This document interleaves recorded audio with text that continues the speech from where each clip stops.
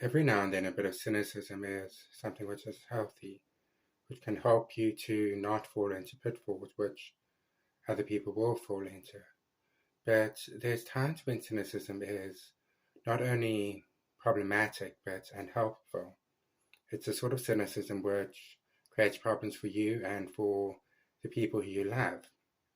For instance, there's the great cynicism around people putting Ukrainian flags in their profiles or supporting Ukraine in its war with Russia.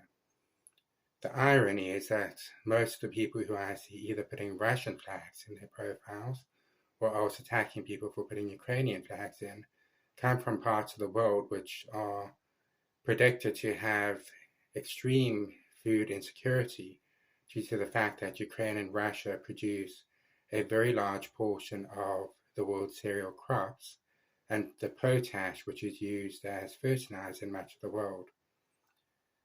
They might be celebrating Russia or attacking the West and saying, oh, this has finally come to you, or you don't care about our situations, but the moment that it happens in Ukraine, you suddenly care. But they're most likely to be worst affected. You see protests in English and French all around Africa supporting Russia, and yet Africa is going to be the hardest hit by things such as really high fuel prices and the food shortage, which we're set to have later this year as a result of this conflict. You also have this whole idea, I see it quite a bit, of people saying, oh, you'll take all of these Ukrainians, but you don't take the migrants from the Middle East or Africa. And yet, Ukraine is right next to the EU, which means that the EU nations next to it have an international law obligation to take refugees from Ukraine, an obligation they don't have for countries which are several countries down. When you go through a safe country into another country, you lose your right to be considered a refugee. If a country still takes you, as Europe often does, then that means that they're taking you despite not having a legal obligation to do it. The international law on refugees, which has developed over centuries, means that the nations next to Ukraine have to take refugees. And as Europe is one big area and one which shares refugee obligations, it means that the whole of Europe just about has to. Ireland, obviously, is not in the Schengen area, but it still is within the EU. And the EU as a whole is treated as almost like a state. And that's an obligation which European countries have. The other option would be for people from Ukraine to have to flee to places like Africa and the like. But again, this whole support of this invasion, this whole, oh, I don't take sides when a country has breached international law by invading another.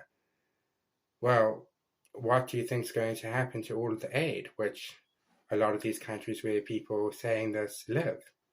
Do you think that when Western countries have to deal with their own problems due to war coming to Europe, that they're going to be able to give as much aid to your country to take you in if you ever become a refugee from all of the things you always complain about online?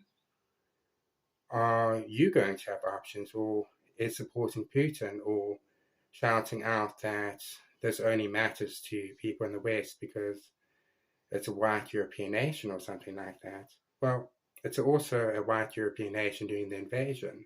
Russia is very much white, it's very much Christian, it's very much European, just as Ukraine is. It is more of an Eastern sort of power, while Ukraine has been fighting more for the civilization of the West. And it certainly is a clash of two civilizations, the Russian civilization dating back to the Tsars and USSR and so forth, which is a European civilization, and the civilization more of Western Europe and modern Eastern Europe, which is usually called the West. So that is a struggle which is closer to anyone in the West because of its civilizational um, impacts. But it's also something which should affect you wherever you are in the world, for the simple reason that any major war in Europe affects the entirety of the world. Yes, you might complain and say, well, people don't seem to care that much about what's going on in the Central African Republic or in Yemen. Well, the Central African Republic has wonderful marches of people who are supporting this war against the European nation. And most of Africa has made it very clear that they don't want European interference within Africa. Ukraine says it does. It wants the EU. It wants to join the EU. It wants to be part of a certain type of civilization. The EU, essentially, and NATO, it wants to be part of the West, and parts of Africa do as well. Countries like Botswana and so forth, who have strongly supported Ukraine and the Western sort of worldview on all of this. But if you're in a country which opposes the West, blames the West for everything, and then gets really upset when wars in your country aren't really noticed within the Western world, when it doesn't affect global supply chains and doesn't affect the personal interests of places in the West, despite the fact that Western humanitarian organizations will help your country and intervene, then you need to ask yourself the question of, if I am going about supporting Putin and Russia and posting on the internet and everywhere I can, saying horrible things about Ukraine or the Western world, or accusing the West of being a dictatorship, even though the Western world is a lot less of a dictatorship perhaps than the country you're posting from, then you need to ask yourself the question of what you really aim to gain out of it. Because if what you aim to gain is high food prices, high fuel prices, extreme inflation, a Western world no longer focusing on your problems at all because it has so many new problems of its own, well, go ahead, you're succeeding, but you're succeeding in spiting yourself. You're not actually succeeding in doing this great good.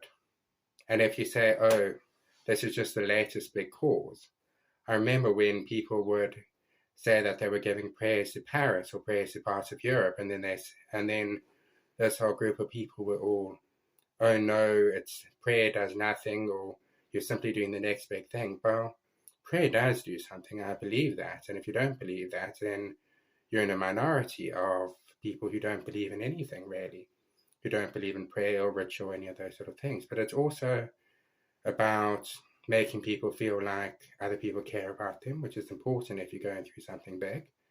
But it's also about the fact that if you are supporting a cause publicly, your government and corporations and the rest will notice it. And it has an impact in the world. Our every word has an impact in the world. And for instance, if you are going about and commenting on every single news story from a certain country, saying how great Putin is and how great Russia is, and attacking Ukraine and ignoring international law and things like that, you need to also realize that other people can see your comments. And it's often people you might want to hurt, but those are usually people who have never wanted to do any harm to you, who possibly felt sorry for your plight with everything. And yet, when they get attacked, when there's some sort of horrible thing happening to them or to a country near them, your response is not the response they're given to what happens to you, which at worst has been apathy, at worst. And that's something you need to consider. What do you think this is going to do to your future and the future that you're going to see in a world which is poorer and less stable? Are your interests actually served by attacking a country which is the victim of international aggression or attacking the Western world? Because I don't think your interests are served by that if you're one of these people. If, of course, you're the sort of Westerner type of person who doesn't trust the media, okay, so the media might sometimes lie to you, and it often does, but do you distrust every single form of media on both sides of the conflict? That seems just a bit too cynical. I think that even if you don't like one side or the other, I think that judging actions within a conflict or judging what's actually happening within the world is something which matters. And I think that it is something important to actually be informed of what's happening in the world, and not simply to become so cynical because once or twice you've been caught out before.